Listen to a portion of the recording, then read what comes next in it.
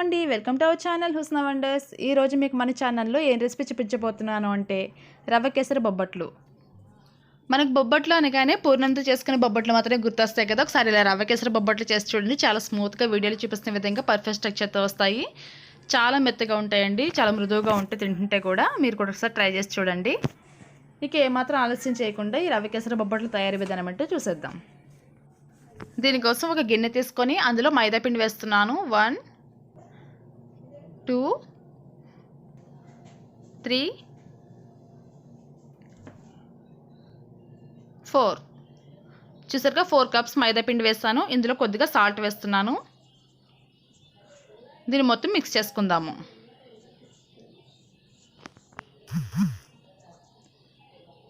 ఇలా మిక్స్ అయిన తర్వాత ఇందులో నెయ్యి వేస్తున్నానండి. కొద్దిగా మీరు ఆయిల్ కూడా వేసుకోవచ్చు, లేదా కొద్దిగా ఆయిల్ కొద్దిగా నెయ్యి కూడా వేసుకుంటూ చేసుకోవచ్చు.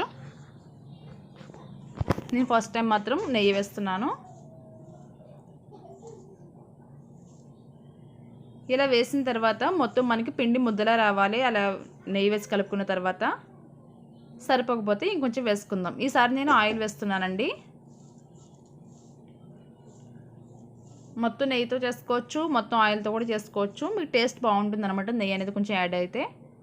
చూసారుగా వంట చేస్తే ఇలా అతుక్కునేలా రావాలి. ఇలా వచ్చిన తర్వాత కొద్దిగా వాటర్ వేసుకుంటూ మిక్స్ చేసుకోవాలి, చపాతీ పిండి కలుపుకున్నట్టు. వాటర్ మొత్తం ఒకేసారి వేయకూడదండి, కొద్దిగా వేసుకుంటూ కలుపుకోవాలి. ఎందుకంటే మన పిండి లూజ్ అయిపోతుంది కాబట్టి వీడియోలు చూపిస్తున్న విధంగా కొద్దిగా వేసుకుంటూ కలుపుకోవాలి.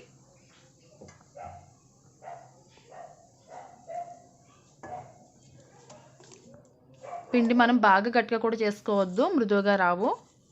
వీడియోలు చూపిస్తున్న విధంగా కొంచెం మెత్తగా చేసుకోవాలి.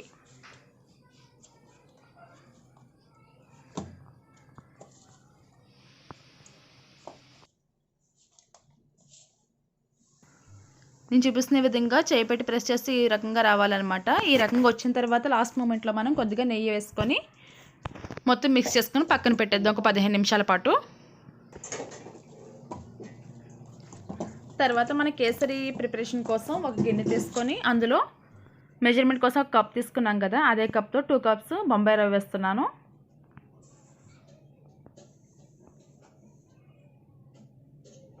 అలాగే అందులో ఒక 2 కప్స్ షుగర్ వేస్తున్నాను.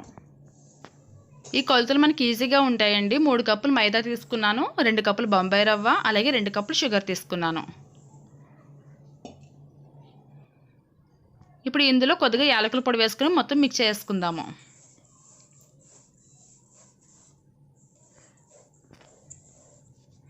ఇలా మిక్స్ చేసి దాన్ని పక్కన పెట్టుకొని స్టవ్ వెలిగించుకుని బాణలి పెట్టుకోవాలి. ఇందులో 6 కప్స్ మిల్క్ వేస్తున్నాను.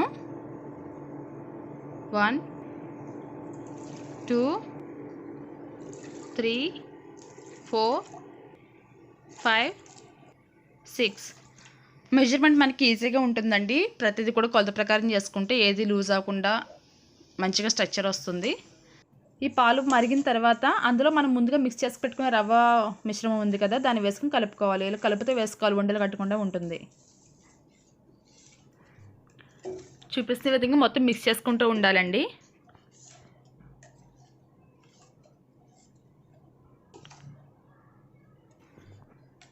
దీన్ని మనం వాటర్తో కూడా చేసుకోవచ్చు, పాలతో చేసుకుంటే కొంచెం టేస్ట్ బాగుంటుందని చెప్పి నేను పాలు యూజ్ చేస్తున్నాను. ఈ కొలత ప్రకారం మనం వేసుకున్నామంటే మనకి రవ్వ ఎంతవరకు ఉడకాలో అంతవరకు కరెక్ట్గా ఉడుకుతుంది. ఈ పాలు మనకి దగ్గర పడ్డాయంటే ఆటోమేటిక్గా మనకి రవ్వ ఉడికిపోయినట్టు అనమాట. ఈజీగా ఉంటుంది కొలత ప్రకారం వేసుకున్నామంటే, మళ్ళీ చూసుకోలేకుండా ఉంటుందన్నమాట. ఇలా చిక్కబడిన తర్వాత నేను ఫుడ్ కలర్ యూజ్ చేస్తున్నానండి. ఎల్లో ఫుడ్ కలర్ వేస్తున్నాను. ఇది పూర్తిగా ఆప్షనల్ అనమాట, మీకు ఇష్టం లేకపోతే స్కిప్ చేసేయచ్చు. ఇది వేసిన తర్వాత మొత్తం మిక్స్ చేసుకుందాము. ఇలా రెడీ అయిన తర్వాత ఇందులో ఫైనల్ మూమెంట్లో స్టవ్ ఆఫ్ చేసుకొని ఇందులో కొద్దిగా నెయ్యి వేసుకొని మొత్తం మిక్స్ చేసుకొని ఫ్యాన్ కింద పెట్టుకొని చల్లారబెట్టుకోవాలి.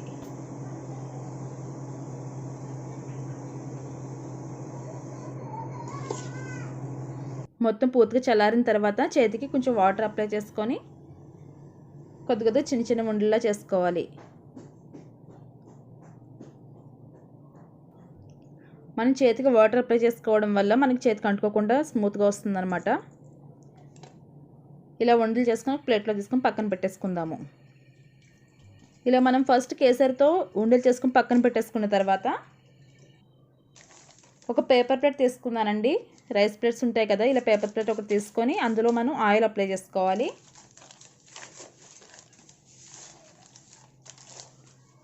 ఇలా ఆయిల్ అప్లై చేసిన తర్వాత వేరే కవర్ తీసుకుంటున్నాను. కవర్ని చూపిస్తున్న విధంగా కట్ చేసుకొని పక్కన పెట్టుకుందాము. ఆ కవర్కి కూడా ఆయిల్ అప్లై చేసేద్దాం. ఇలా పేపర్ ప్లేట్ కవర్తో చేయడం వల్ల చాలా స్మూత్గా ఉంటాయి అన్నమాట. మనం చేసే విధానం బాగుంటుంది. తర్వాత చిన్న పిండి ముద్దను తీసుకుందాము, మైదా పిండి. వీడియోలో చూపిస్తున్న విధంగా రౌండ్గా చేసుకొని దాని చేతితో స్ప్రెడ్ చేసుకోవాలి.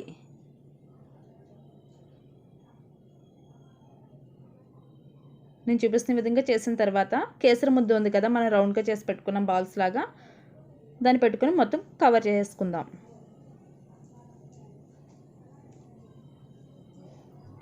ఇలా కవర్ చేసుకున్న తర్వాత దాన్ని తిరిగేసి పెట్టుకోవాలండి, అడుగు భాగంలో పెట్టుకోవాలి.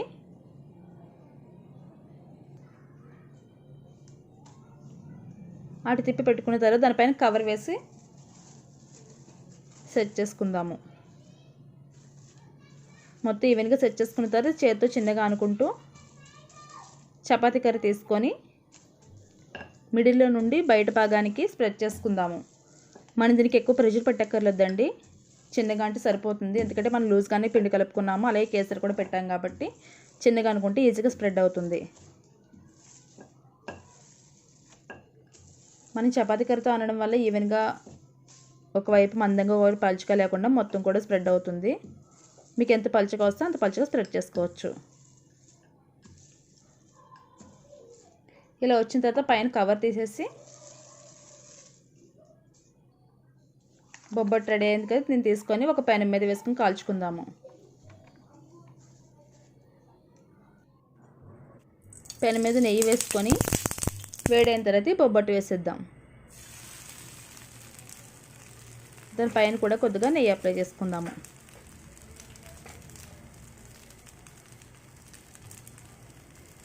అటు ఇటు కూడా కొంచెం దోరగా కాల్చుకోవాలి.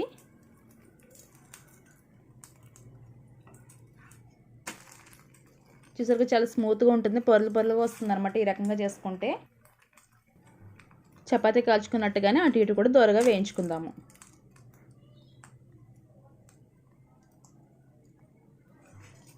కొద్దిగా లైట్ గోల్డెన్ కలర్ వచ్చిన తర్వాత అటు ఇటు ఒక ప్లేట్లో తీసుకొని పక్కన పెట్టేసుకుందాము. ఇప్పుడు ఇంకొక బొబ్బట్టు ఎలా చేసుకోవాలో చూపిస్తాను. పేపర్కి ముందుగా ఆయిల్ అప్లై చేసుకొని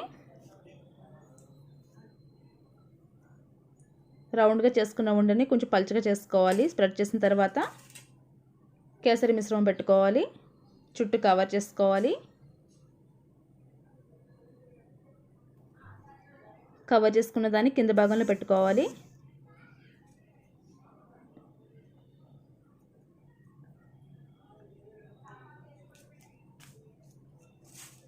మీకు 2-3 చేశారంటే ఈజీ అవుతుందండి. చేసే విధానం కూడా మీకు కూడా చాలా సులువుగా ఉంటుందన్నమాట, అర్థమవుతుంది. చేతితో స్ప్రెడ్ చేసుకోవచ్చు. ఇలాగా ఓన్లీ చేత్తోనే చేసుకోవచ్చు, మనం చపాతీ కర్ర యూజ్ చేయకుండా.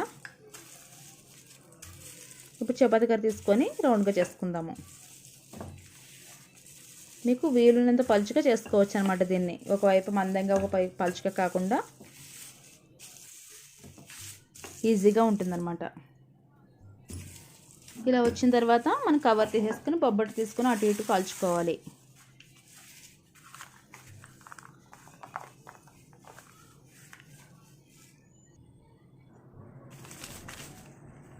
వేరే బొబ్బట్టు ఎలా చేసుకోవాలో చూపిస్తాను కవర్ లేకుండా.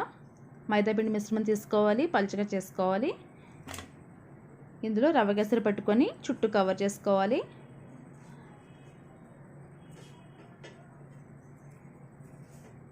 కవర్ చేసుకున్న భాగాన్ని వెనక వైపు తిప్పి పెట్టుకోవాలి. చేతికి కొద్దిగా ఆయిల్ రాసుకుంటూ వేళ్ళతోనే అటు ఇటు స్ప్రెడ్ చేసుకోవచ్చు. మీకు కవర్ పెట్టుకునే విధానం ఈజీగా ఉందంటే అలా చేసుకోవచ్చు, లేదా చేతితో కూడా చేసుకోవచ్చు. కవర్ లేకుండా కూడా చపాతీ కర్రతో చేసుకోవచ్చు. మీకు 3 పద్ధతులు ఏది ఈజీగా ఉంటే అది ఫాలో అవ్వండి. మీరు ఒక 2-3 చేశారంటే మీకే అర్థమవుతుంది ఏ విధంగా చేసుకుంటే ఈజీగా ఉంటుందో. దాన్ని మీరు ఫాలో అవ్వచ్చు. ఎలా చేసినా కూడా పలుచగా రావాలి, ఒకవైపు మందంగా ఒకవైపు పలుచగా రాకుండా ఈవెన్గా రావాలి మొత్తం బొబ్బట్టు అంతా కూడా. దీన్ని ఎప్పుడైనా మనం పండుగలకు చేసుకోవచ్చు, లేకపోతే ఏదైనా ప్రసాదంలా పెట్టుకోవచ్చు. కేసరి బొబ్బట్టు అంటే ప్రతి పండుగకి చేసుకోవచ్చు. చాలా బాగుంటాయి, పిల్లలు కూడా ఇష్టంగా తింటారు. ఎందుకంటే మెత్తగా చాలా మృదువుగా ఉంటాయి అన్నమాట తినేటప్పుడు. మీకు చూసారుగా మొత్తం కూడా చేతితో స్ప్రెడ్ చేస్తున్నాను. ఇలా ఈజీ అనిపిస్తే ఇలాగ చేసుకోవచ్చు.